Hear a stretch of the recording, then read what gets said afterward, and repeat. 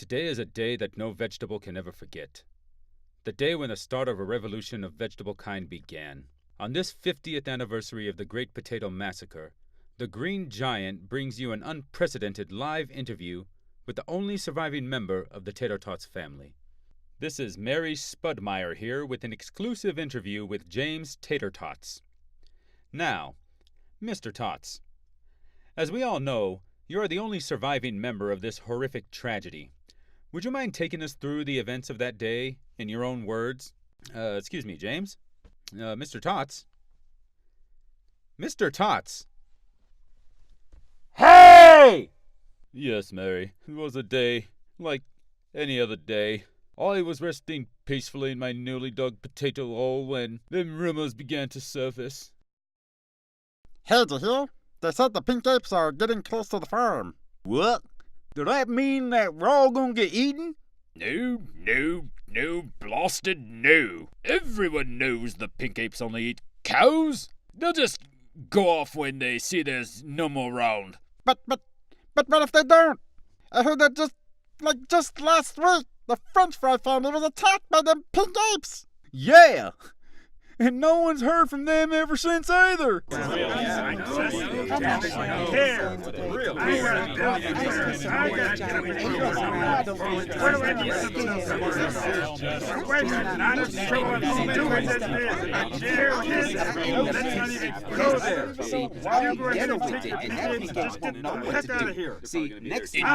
with this nonsense. Pink apes are no threat to the Tater Tot family, and that is final!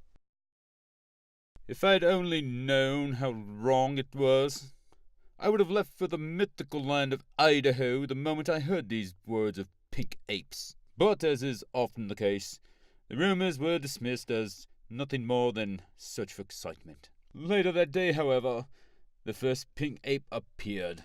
No one thought much of it at first, but then it got closer and closer, till it was walking right through our resting plot, and stopped. It looked at me, smiled like some monster it was, threw me into a suffocating plastic sack. Then, one by one, my family joined, and before I knew, we were taken away to only Okra knows where. The journey was rough and bumpy, but then all was still. Only the hushed sobs of the youngest could be heard in the deafening silence.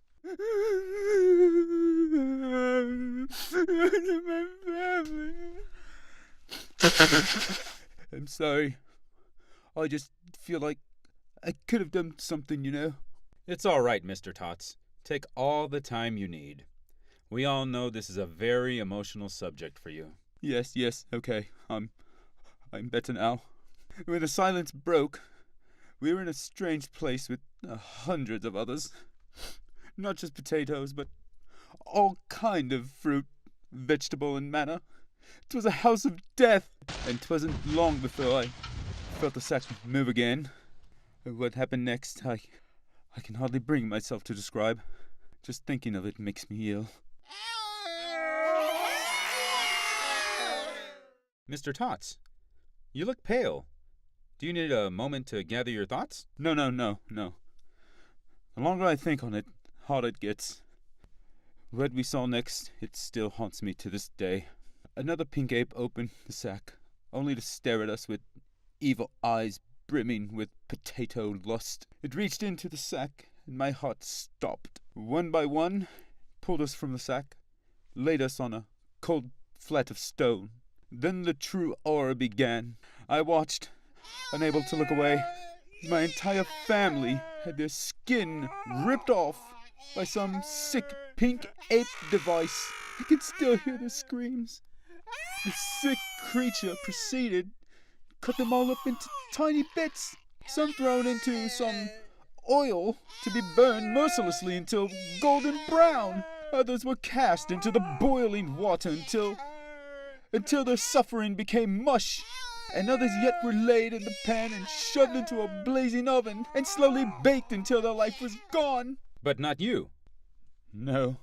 And to this day, I still don't know why the pink apes left me sitting on the cold, hard flat. Well, Mr. Tots, we all wish we could know. But everyone knows that pink apes can't speak. You know, sometimes I wish they could, Mary. Sometimes I really wish they could. So, Mr. Tots, what did you do in light of these horrible events? Not enough. But what specifically transpired after these horrific murders of your family members? The pink apes ate them! I don't know how I was able to remain conscious, let alone move. But while the pink apes were devouring the flesh of my family, I managed to escape. With nothing left to lose, I left from the flat, fell to the floor, and from there I rolled and rolled as fast as I could out the door, all the way to the Vegetable Council. And from there, everyone knows the rest. The story I told and the evidence to support it led to the Great Vegetable Revolution, which permanently liberated all vegetable kind from the threat of the pink ape. But that is a tale of a different time. Well, thank you for being so open with us today, Mr. Tots. I know this was a very traumatic event for you, but it's also important for every generation to know exactly why they're able to lead the lives that they do today. I agree fully, Mary. I'm glad my family's sacrifice was not in vain. Thank you all for joining the Green Giant to commemorate the 50th anniversary of the Great Potato Massacre.